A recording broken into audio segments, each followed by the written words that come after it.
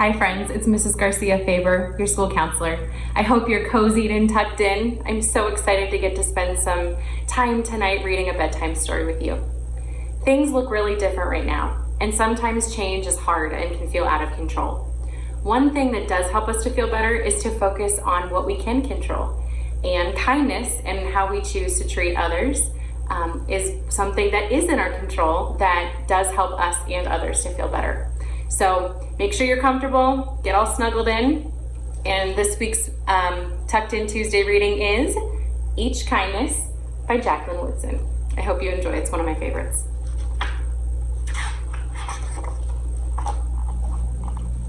That winter, snow fell on everything, turning the world a brilliant white. One morning, as we settled into our seats, the classroom door opened, and the principal came in. She had a girl with her, and she said to us, "This is Maya." Maya looked down at the floor. I think I heard her whisper, "Hello." We all stared at her. Her coat was open, and the clothes beneath it looked old and ragged. Her shoes were spring shoes, not meant for the snow. A strap on one of them had broken. Our teacher, Mrs. Albert, said, "Say good morning to our new student." But most of us were silent. The only empty seat was next to me. That's where our teacher put Maya. And on that first day, Maya turned to me and smiled. But I didn't smile back. I moved my chair, myself, and my books a little farther away from her. When she looked my way, I turned to the window and stared at the snow.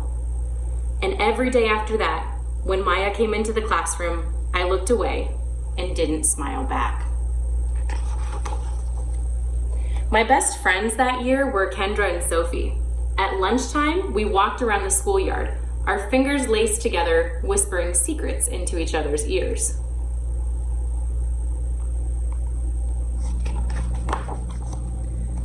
One day, while we were near the slide, Maya came over to us. She held open her hand to show us the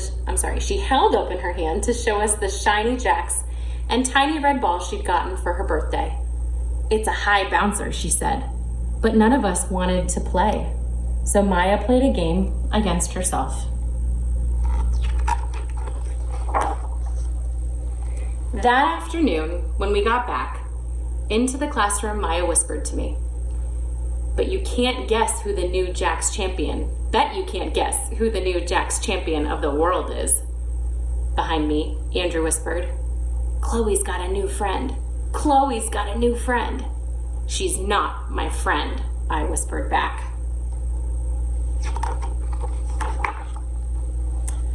The weeks passed. Every day we whispered about Maya, laughing at her clothes, her shoes, the strange food she brought for lunch. Some days, Maya held out her hand to show us what she had brought to school. A deck of cards, pickup sticks, a small tattered doll. Whenever she asked us to play, we said no. The days grew warmer and warmer. The pond thawed. Grass began growing where snow had once been.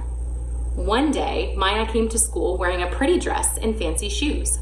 But the shoes and the dress looked like they belonged to another girl before Maya. "I have a new name for her," Kendra whispered. "Never knew. Everything she has came from a secondhand store." We all laughed. Maya stood by the fence. She was holding a jump rope, but did not come over to ask us if we wanted to play. After a while, she folded it double, rolled the ends around each other, and started jumping. She jumped around the whole schoolyard without stopping. She didn't look up once, just jumped, jumped, jumped. The next day, Maya's seat was empty. In class that morning, we were talking about kindness. Ms. Albert had brought a big bowl into class and filled it with water. We all gathered around her desk and watched her drop a small stone into it. Tiny waves rippled out, away from the stone. "This is what kindness does," Ms. Albert said. "Each little thing we do goes out, like a ripple, into the world." you can make some connections with kind choices and this rippling rock. Then Ms. Albert let us each drop the stone in as we told her what kind of things we had done. Joseph had held the door for his grandmother. Kendra helped change her baby brother's diaper. Even mean old Andrew had done something. I carried teacher's books up the stairs, he said, and Ms. Albert said it was true. I stood there, holding Ms. Albert's rock in my hand, silent. Even small things count, Ms. Albert said gently. But I couldn't think of anything, and passed the stone on. Maya didn't come to school the next day, or the day after that. Each morning I walked to school slowly, hoping this would be the day Maya returned and she'd look at me and smile. I promised myself this would be the day I smiled back. Each kindness, Miss Albert had said, makes the whole world a little bit better.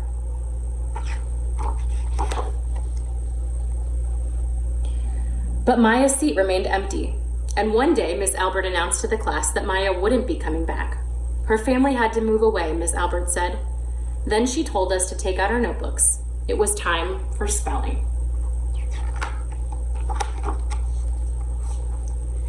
That afternoon, I walked home alone. When I reached the pond, my throat filled with all the things I wish I would have said to Maya. Each kindness I had never shown. I threw small stones into it over and over, watching the way the water rippled out and away, out and away. Like each kindness, done and not done. Like every girl somewhere, holding a small gift out to someone and that someone turning away from it.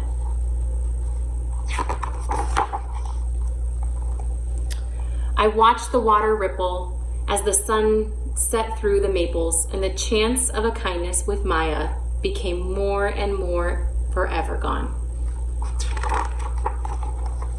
And that is the end, my friend. So hang on to those opportunities for kindness. Find little ways to light up others and to share a smile and to share your gift with someone else, even if it's just a smile. Have a good night.